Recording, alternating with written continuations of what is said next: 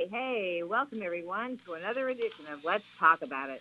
This is Susan Johnson, and I'm here with a wonderful guest. My co-host, of course, is off the air till after the election because he's running for office.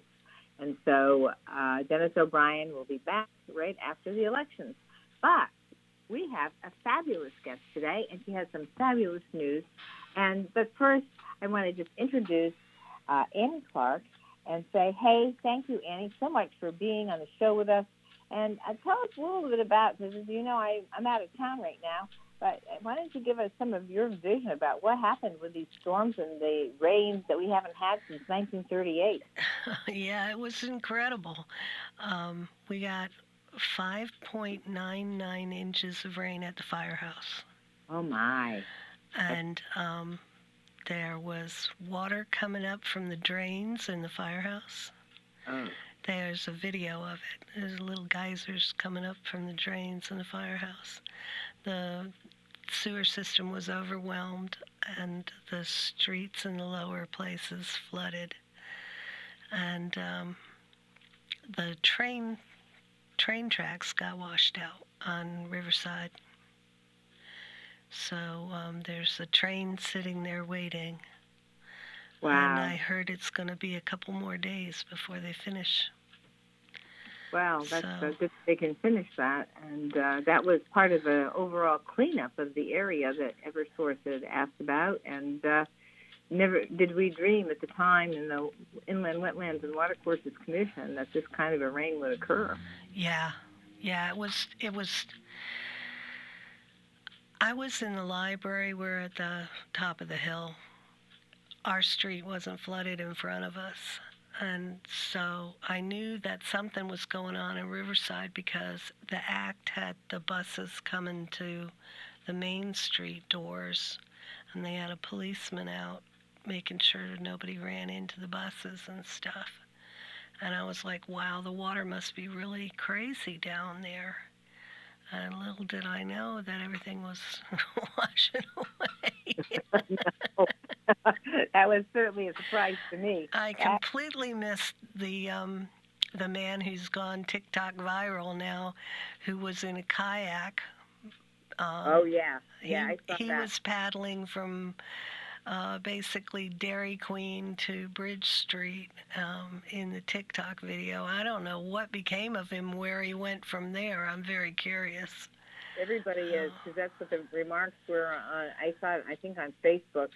And, I saw him going toward Bridge Street, but not making the down the hill part toward Street, just on Main Street. And I'm there, what's going to happen? And everybody asked in the chat, what's going to happen if he goes down to Bridge Street? And so I don't know what happened. Someday that'll perkle back up and we'll find out what happened. Well, I was telling Mark Scrivener on Facebook, well, he's headed for the Whitewater Park. Yeah, well, you can just float right down the river, probably. Oh, man. Wow, that was really something. I guess 1938 was the last time we had that kind of a rain, which is really quite amazing. Yeah, we were looking at the pictures of the 38 hurricane at work while it was going on, and I was showing the youngsters that I work with some of the pictures, and there it is right there at Bridge Street again. It got all washed out. Wow. So that famous picture with the car on the track. Yes. Wow, that is something. Well, so thank you for that update, Annie. This is wonderful. So I'm just really thrilled to have you on the air because you have been a library aide for 28 years at the Willimantic Library. I know how devoted you are to the library and to making sure that people here in Willimantic and the region have access to great materials for the children and for the adults. And so thank you so much for your amazing work and your devotion to the library. Oh, thank you. The library's done well by me. And you've done well by it. So tell us a little bit about those experiences when you first started and where you are today. Oh, it's just a brief summary. Where to begin? I was just telling Matt that there was a point where I was the only aide while we were trying to hire people. Uh-huh.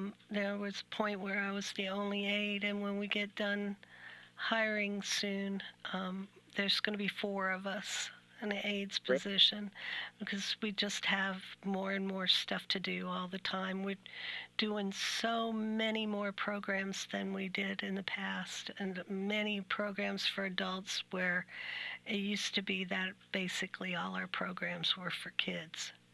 And now we have all ages and family programs and programs just for adults, and we're just really busy. We're really busy. People are taking you up on all those programs and plans, and they, I know that for ages and ages, everybody has loved the children's part of the library, and also people have been able to utilize the books and the regular information through the different types of newspapers that the library has all the time, and then also the computer systems. Yes. Most of our newspapers have gone to the computer now. We carry the Chronicle, a hard copy, but everything else we have a Newsbank link on our main website page, and people can look things up there. Oh, so you can get all the newspapers through the newspaper. What's a newspaper bank? Tell me about that. It's called Newsbank. Yeah. It's a search engine. You can go in and search for information. You can pick what newspaper and what time limits you want the search to go through, and you can find articles on stuff that interests you. That's really, really good, because that's something that I get a lot of ads for newspapers, but they're blocked until you buy. If you bought every newspaper you get an ad for, yeah, it takes quite a lot of money. And I've always wanted to just be able to zoom in on particular ads and be able to maybe get a way of accessing materials with a like a monthly fee, but not an exorbitant fee. Yeah. So Newsbank is a way to perhaps the link is on our website. Okay, and how do you get to your website, Annie? Our website is you put me on the spot. I'm going to mess it up. I think you can go to the town. It's Willimanticlibrary.org. Okay, Willimanticlibrary.org. And maybe, can you get it from the town website, too, if you just went to the town and then asked the description? I don't know. I haven't been on the town website for a while, so I don't know. Yeah, sometimes the town website's a little on the difficult side. So if you did the Willimanticlibrary.org, then probably that would be the simplest thing to do. Yep, sounds good. Yeah. So tell us a little bit. You've got a lot of things going on, as you mentioned, and your board. You've got a director there. Who's the director now of the Willimantic Library? Dan Paquette. He's been a real good guy as far as I'm concerned. Great. And he's brought a more friendly tone than some of our past directors had. And that's towards his union workers, too. And it's a happy place to work these days. We've got young people, lots of young people working there, instead of old, tired people like me. So for a while there, a lot of us were really tired, and it just got to be a lot of tiredness in one place. But, I find it invigorating. I work with younger people. I'm much happier than when I'm with somebody who's tired, too. Well, I don't know. It's all about your energy, right? It doesn't really matter. It's about whether you got the energy and whether you're... Well, that's the thing. It's positive energy when I'm working with these kids. It's a really cool thing. So Exactly. That's the thing. I think about the energy. I think about the pleasantness. I think about those things that, make people smile. And information is so important in this day and age. Yeah, it is. We have a good crew. We have Joe White, who was doing some tech support at Town Hall for a while. Uh-huh. He works with us now. He gave up the stuff at Town Hall so he could work with us more. Wonderful. And he's a real help to folks on the computer. I'm constantly going up. I'm too old for this question. I have to call in the youngster. But Joe delights me in the fact that I remember when he used to come to the library with his mother when he was about 4. Aww. And now I work with him, and I just he's my Joey. So, and there's other people that are even younger than him that I'm working with. It just refreshes my day, I'll tell you. Yeah, that's really fabulous. And so that's great. And your board is, of course, probably just absolutely pleased with your library director, Dan Paquette? As far as I know, yeah. I've heard no complaints from anyone. That's great. I know that they're busy all the time. Your board members, I get lots of calls and, requests for information from some of the library board members. And, Good. Of course, yeah. Good, and so good. they're interested in making sure the library is up to speed and all that sort of stuff. And speaking of that, a couple of years back, renovations were done on the library. Yeah, it's about 6 years now. I can't believe time flies like that. That's I know. Oh, so what a difference in there. You've got everything renovated. Tell us a little bit about the renovation, just in case. I mean, I've been in there for meetings and that sort of thing because you've got a meeting room in the back. Yeah, we didn't have a meeting room before, and we didn't have a teen center before, and we do now. And the renovations stripped our building to the walls and the ceiling. It looked like a warehouse, and we got all new everything. And it's a lot easier to breathe in the building now, which is a big thing in days of COVID. Yes, it's certainly a big thing. Really nice to have good air. But we have our meeting room is constantly in use, and our teen room is booming. It's almost too successful. We had to put a capacity number on the door because it was like those old pictures of the college kids cramming into the phone booth. It was getting really crowded in there. We were like, guys. Absolutely fabulous. That's great. Great news to hear that. Yeah. Yeah, I love that. So, and just tell me a little bit more about your computer stuff, because every so often I get a call from constituents who don't have access to a computer, but they need to make an application for something or right. Well, we can help people find their way to the site that they need. We can't fill things out for them. Oh, no.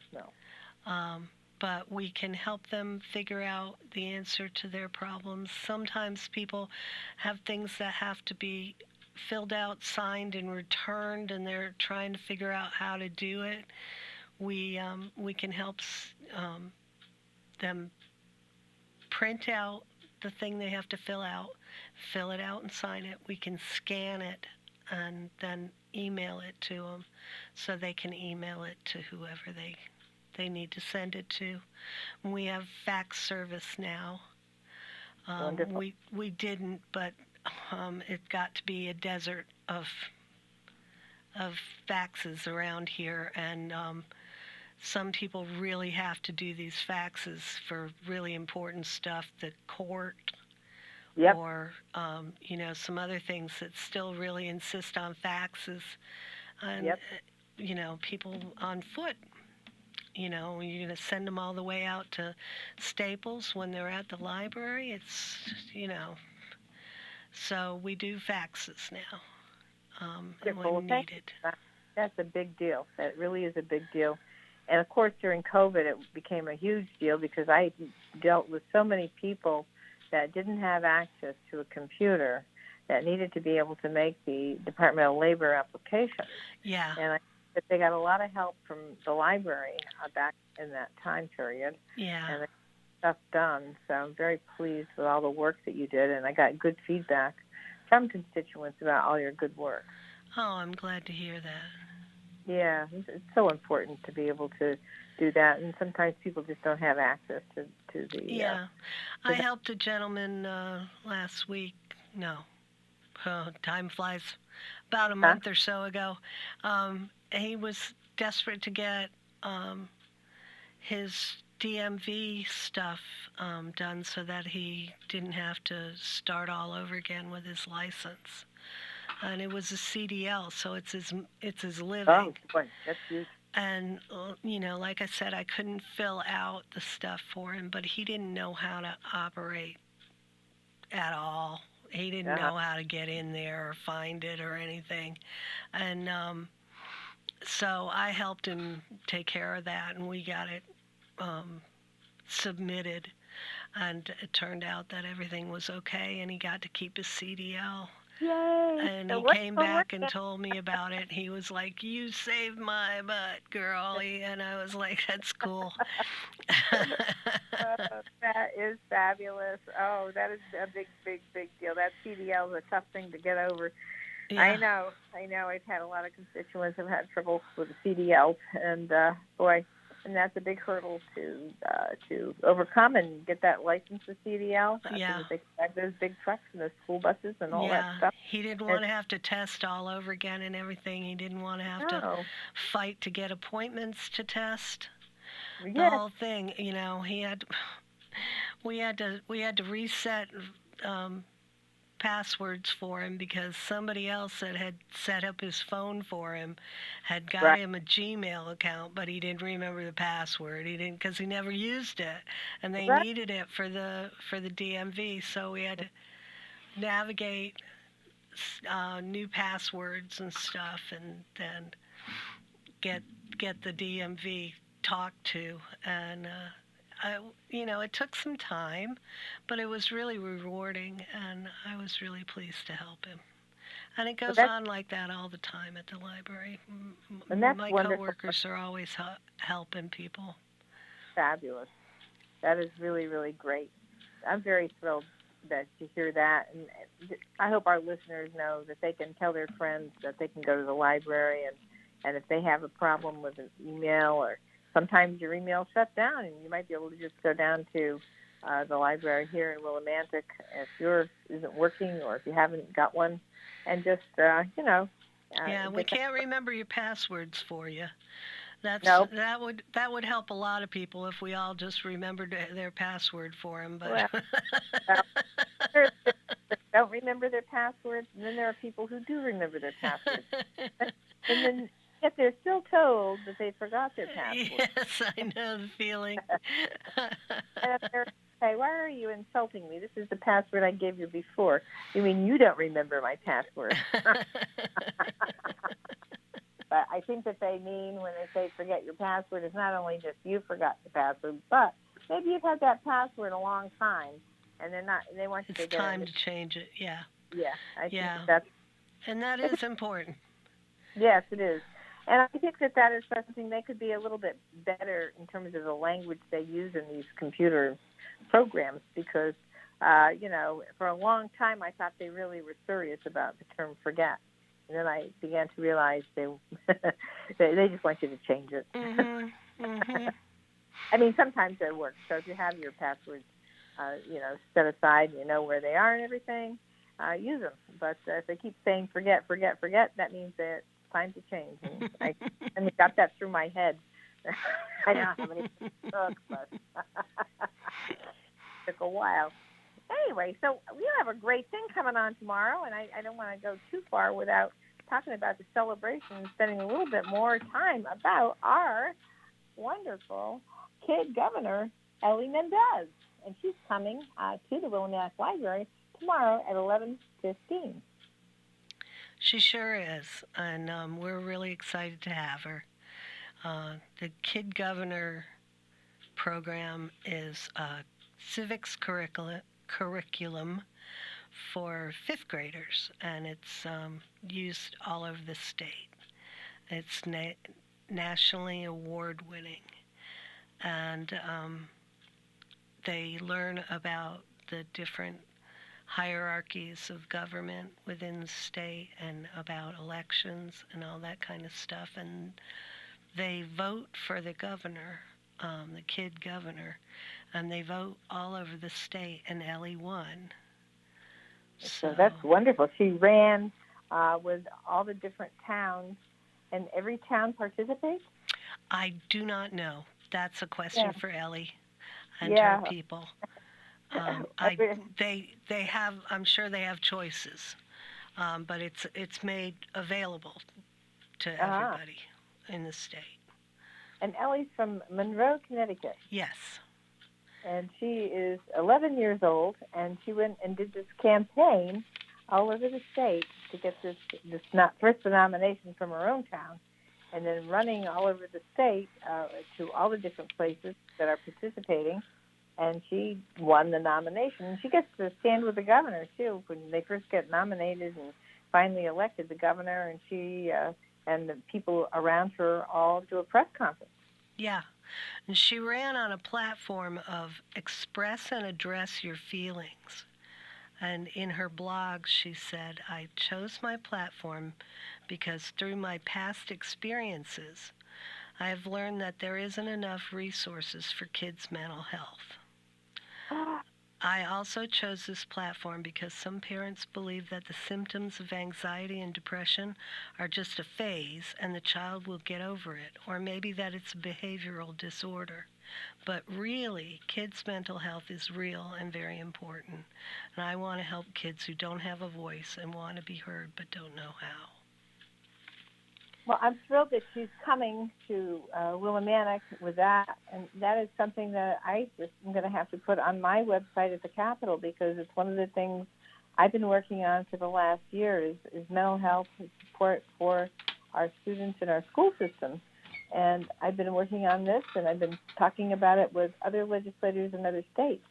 So this is a fabulous, wonderful thing, and it's just great. I mean, anxiety and depression is real for our students, and for people not to recognize it, and for parents, I think parents want to make sure that they think in their own minds that everything is right and they've done everything correct.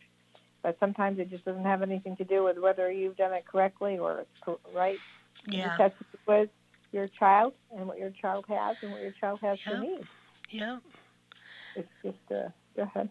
As a person with post-traumatic stress disorder and anxiety and depression myself, I'm very touched to hear her talk about this.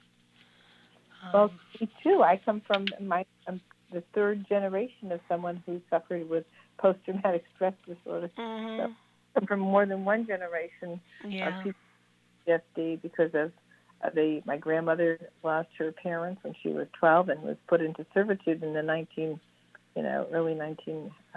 early part of the 20th century, 1905, and then my mother, because of family problems, had suffered that type of thing, and then my father passed away when I was 5 because he was exposed to radiation in World War II.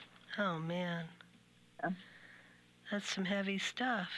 Yeah, 1, 2, 3 post-traumatic disorder, and it gets passed in through your genetics to know. Yeah. And so, so people have to stop and think, gee, what was my family history? You know? So this is a pretty heavy thing for a little girl who says, I'm a jokester, I'm a master at blanket forts, and I have always wanted to skydive. Also, I have won 12 medals in gymnastics. I love doing backflips, and as a leader, I'm driven for change. I can voice my own opinions, and I will be heard. I guess she will be heard. Yes. I guess so. She's being heard right now, and to be selected for these wonderful ideas, and boy, blanket tents and she's still a kid. Whoa. She's still a kid. Still a kid. And the idea of skydiving was one of my ideas back in the day, but I have since given that idea up. I hear you. My brother jumped out of a perfectly good plane, and we haven't forgiven him yet. We give him crap about it all the time. Which brother did that? Joseph, who's come to visit us over the holiday weekend. He's here. He's here to celebrate my brother Martin's birthday. So Joe came up from Atlanta. Wonderful. Yeah, we're very happy. Hey, Sue, we got to take a break in about a minute. Okay. Well, perhaps we should just go right at this point in time. Perfect. And say, okay. Hey, this is Susan Johnson. I'm here with Annie Clark, and she is a library aide at the Willimantic Library for the last 28 years. We're thrilled to have her here, and we're talking about all kinds of things. But particularly, though, we're talking about the new kid governor, Ellie Mendez, and we'll be right back after these messages. Welcome back, everyone. This is Susan Johnson. I'm here with our very special guest this evening. We have Annie Clark, who is library aide for the last 28 years at our Willimantic Library, and she covers both the children's library, the adult part of the library, and now we also have a library section for our teenagers. So, Annie, tell us about those different places we have. Well, the first floor is the adult department, and that contains the meeting room for the community room, and a lot of computers for adults to use. And then upstairs is the children's department with a couple of computers. The kids don't use them that much anymore because they've all got them in their pocket. But they're available. And in the children's department, we have a small room for teens. And they've got some beanbag chairs and some computers and a TV where they could play Switch games and like Minecraft and Sonic or something like that. I can't remember the titles now, but they get to hang around in there, and as long as they're talking quietly, they can talk boldly about things without us having to go, "There's a toddler right next to you, stop talking like that." So so it gives them a room there where they can go run off a little steam with their friends, and it's very popular. It's very popular. That's a great thing, a new addition. And, of course, there's a meeting room, too, and I guess you're always filled with meetings now. We have the meeting room.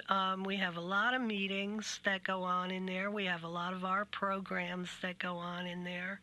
And sometimes people just borrow it for a quiet space. We don't have like study cubicles that are isolated or anything. So sometimes if it's not being used for anything else, people will borrow it to go work together on job applications or, private things like meeting about real estate or things like that. So as long as it's empty, they can do that. They just have to sign up at the desk for it. Wonderful. And, of course, we were talking during the first segment of the show about how you're so excellent at helping people who need some help with the computer.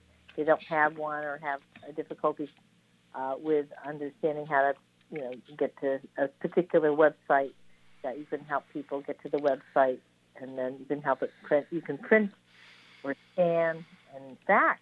Now you have fax machines. Yes.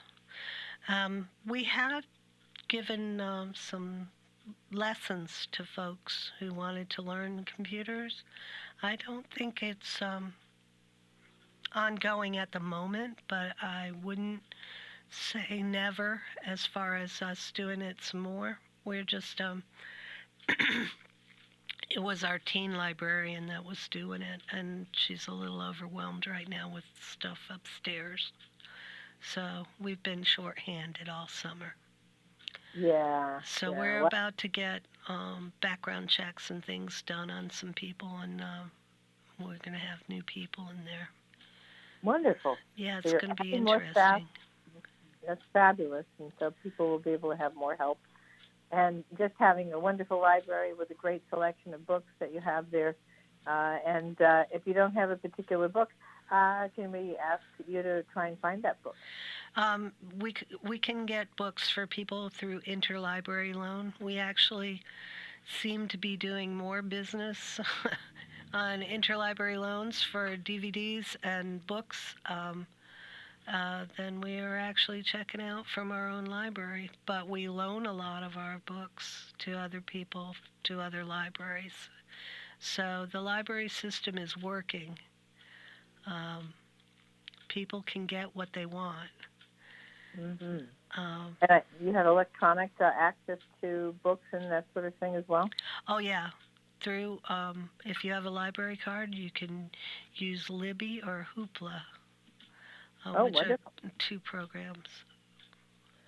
And of course, I was really interested in what you had mentioned last, a little bit about the News Bank and the News Bank search engine, which was something I had no knowledge of, which is a great thing.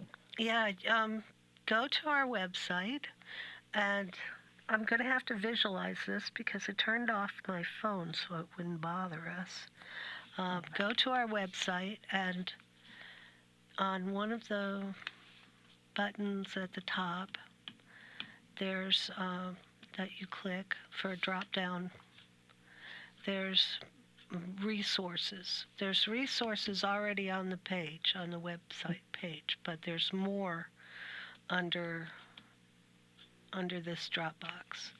And you'll find that we have a lot of stuff going on. There's language learning programs. I'm drawing a blank because I got put on the spot. Oh, no. No, we don't. But go to our website and explore is what I would encourage people to do. Just take some time to, mess around on the website. There's a couple different buttons that you can pull a Dropbox down and you can find out. You can find a list of museum passes that we have. That's great.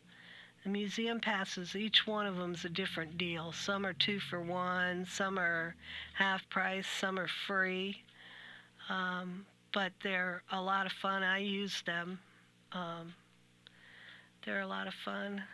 They're great to have, really. Yeah. I mean, they're really educational. We have wonderful museums here in Willimantic, and of course the museums are all related, connecting with each other, which is a really good thing. And I know that now they're opened up more since COVID because some of them had to shut down, and everybody was now everybody's coming out again, and we're able to, we understand we need our vaccinations and our masks, and that's how we can stay safe. And, and people, it's up to the individual now to figure out how to make sure they're safe. Yeah. Do the things that they need to do. So we're back in business. It's taking time to get us back, but we're on our way. Yeah. Wear your masks, people. I just had COVID before Labor Day. Oh, I'm sorry. Yeah. Well, Why should I not get it when everybody else has?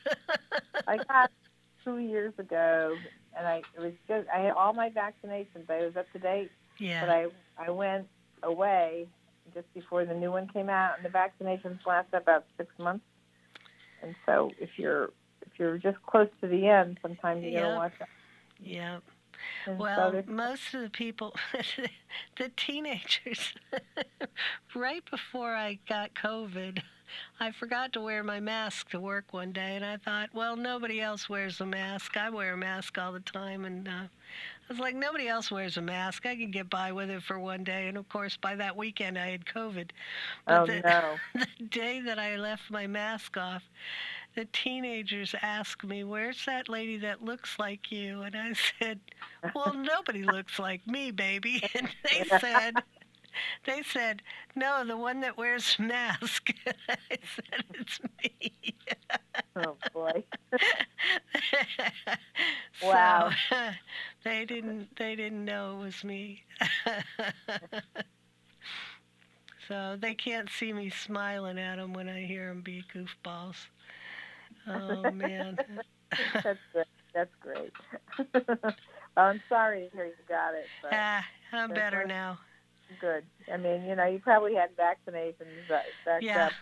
Yeah. And that's the ticket right there. I had all my vaccinations, so it was just I was tired. I had a temperature for a couple of days. Oh, yeah. I stayed away from everybody till I tested negative again. So. Yeah. That can take time, but I think if you're vaccinated, it takes much less time. I was, concerned about. I sing the praises of Paxlovid. Yes. It really worked for me. Yes. Well, there's that too. Now we have that medication, so if you're Yeah. testing yourself and you don't feel quite right, and you get the Paxlovid as well. So that is another great, excellent point. Excellent point. As we're getting into near the end, I just want to talk again about how we have this wonderful kid governor who's just been recently appointed as the kid governor, Ellie Mendez. She's from Monroe, Connecticut, and she's going to be at the Willimantic Library tomorrow, Saturday, at 11:15 a.m. Tell us some more, Annie, about that wonderful little 11-year-old who is really making her way around the state as the kid governor. Well, I want to let you know that that her program, the Kid Governor's Library Circuit, has been majorly funded by the Connecticut Humanities, and it comes from the Connecticut's old State House, is who runs this stuff, and it's been a very interesting civics curriculum. Ellie plans to do a multimedia presentation about her platform, Express and Address Your Feelings, which concerns kids' mental health. And she's going to have, people are going to be invited to do an interactive group activity. So this should be very interesting. Light refreshments will be served. And I'm just very excited to have this young lady come. I'm not working on Saturday. I'm coming anyways. Wonderful. That's that wouldn't have happened in the old days. Well, I'm out of town now, so I can't make it. But I'd love to know more about what Ellie Mendez is doing, and it sounds like wonderfully. Well, her campaign was a 3-point platform to promote strategies for Connecticut fifth graders to communicate their feelings, to